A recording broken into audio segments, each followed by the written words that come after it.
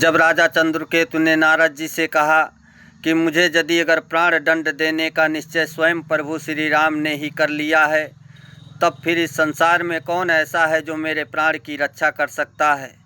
तब नारद जी ने बताया कि जैसे एक पुत्र पर जितना पिता का अधिकार होता है, उस पुत्र पर उतना ही माता का भी अधिकार होता है।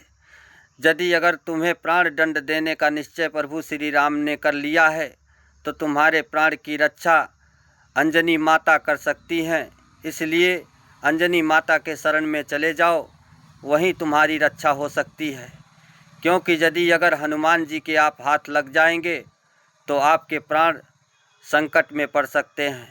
इतनी बातें सुन करके राजा चंद्रकेतु अंजनी माता के शरणागत चले जाते हैं और माता की सेवा करने लगते हैं, जिससे अंजनी माता प्रसन्न होकर के राजा चंद्रकेतु से कुछ मांगने के लिए कहती हैं।